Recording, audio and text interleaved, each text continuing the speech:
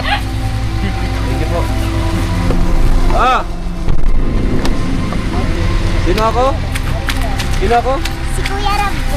Dalawa? Nanonood kayo? Pinapanood namin ikaw sa TV. Ay, wow. Salamat po. Sige, bye-bye. Ano ini? Ito kay Kuya Rab po. Ay, Kuya Rab. Opo po. Ayun, doon na po sa lalabas po. Salamat po Lola. Sige po, thank you, thank you po. Kaya. Oh. Sige Ay. po. Parang ulam na lang. Ay, may ulam naman. Salamat po. Ano ba? So, Bingis lang sila. tao po. Grabe, kuha ko yung bahay bro. Parang may araw na. Welcome to Gary's TV channel. So nandito na naman tayo para silipin naman natin ang estimated salary ng second account ni Kalinga Prop. So ito ay Rob Matubang Vlog. So suportahan din natin ang kanyang channel na tumalo dahil siya pa rin ang may-ari nito.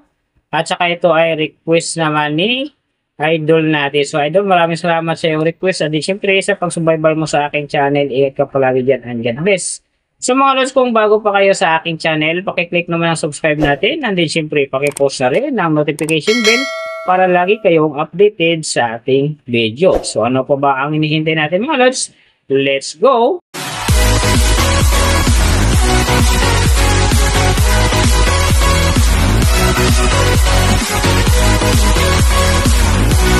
So mga lods, si Rob Matubang Vlog sa ngayon ay meron ng upload videos na 343.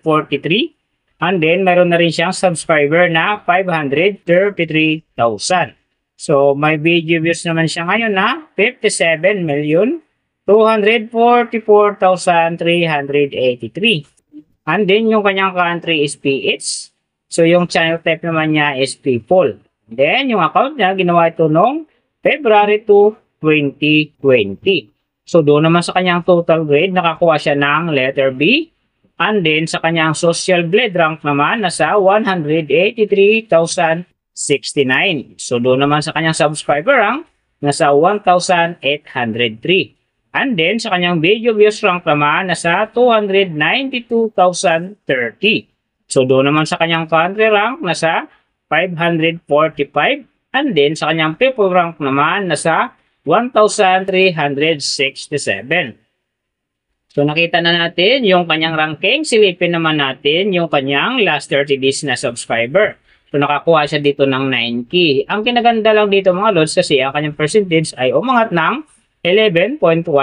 So, ibig sabihin nun, mas maganda ang pasok ng kanyang subscriber ngayon kung i-compare natin sa nakaraan niyang buwan. So, doon naman sa kanyang views mga lods in the last 30 days, nakakuha siya ng 2.298 AM views. So, ito ang hindi maganda kasi ang kanyang percentage naman dito ay bumaba ng 12.6%. So, ibig sabihin, mas bumaba yung pasok ng kanyang views sa ngayon kung i-compare natin sa nakaraan niyang buwan. So, alam na this, mga fans ni Kalinga Prab at saka Kalinga Fanatic dyan, share na natin sa ating mga newsfeed ang kanyang video di sa ating mga friends para gumanda uli ang pasok ng kanyang views.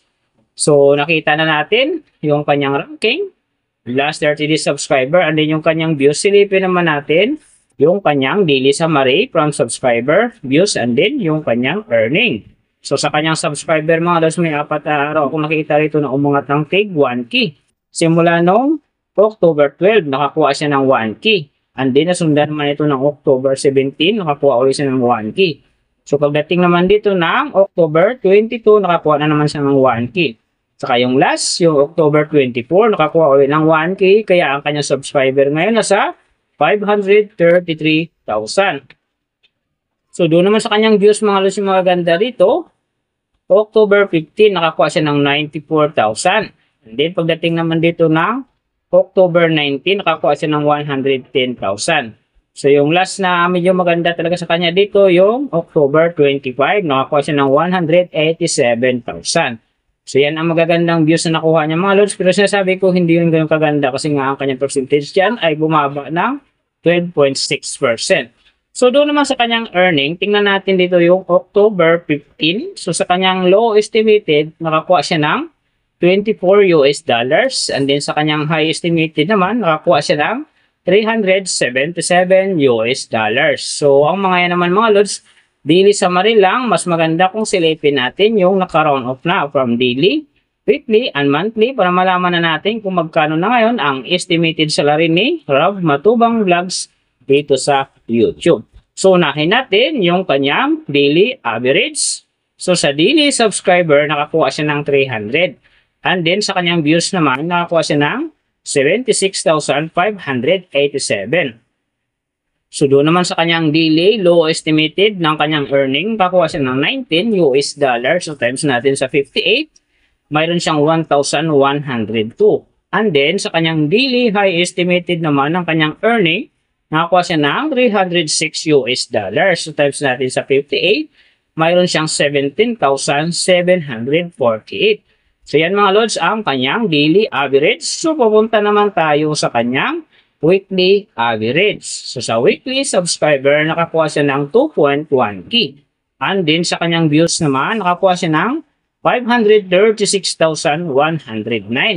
So, doon naman sa kanyang weekly, low estimated ng kanyang earning, nakakuha siya ng 134 US dollars. So, times natin sa 58, mayroon siyang 7,772.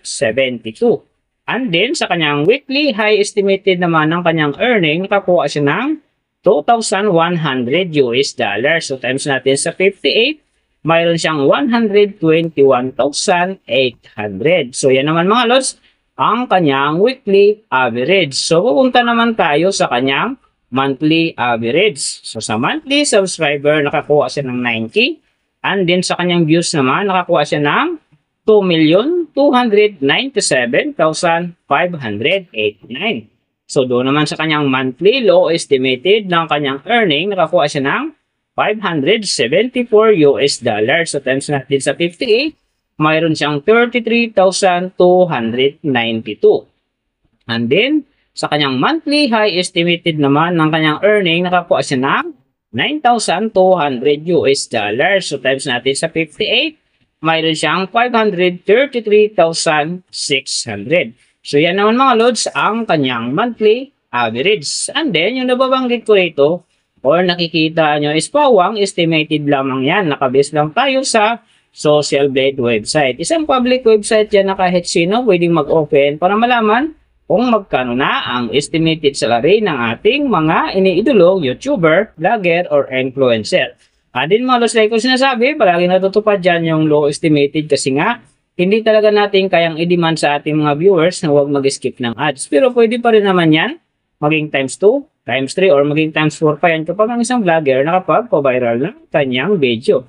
Pero siyempre mga lods, kung supporter ka ni Kalingap Rob, or ng second account niya na Rob Matubang Vlogs, huwag ka nang mag-skip ng ads dahil bigay yan sa kanyang channel. At saka siyempre, sa mga kababayan natin na kanyang tinutulungan dahil siya ay isang charity vlogger. Pero siyempre mga lods, huwag nyo rin kalimutan na huwag na rin i-skip ang aking ads dahil big help yan sa aking channel at saka siyempre sa aking mga personal na hadikain. So mga lods, kung nagustuhan nyo ang video na to, pakiclick naman ang subscribe natin. And then siyempre, pakipost na rin ng notification bell para lagi kayong updated sa ating video. So, big thank you sa lahat ng mga sumusuporta sa aking channel. Sa magsusupport pa lang, iingat kayo palagi and God bless. At sana, gabayan kayo palagi ng Panginoon sa ginagawa nyo araw-araw. At syempre, magtagumpay din kayo sa inyong mga pangarap. So, hanggang dito na lang. See you on my next video.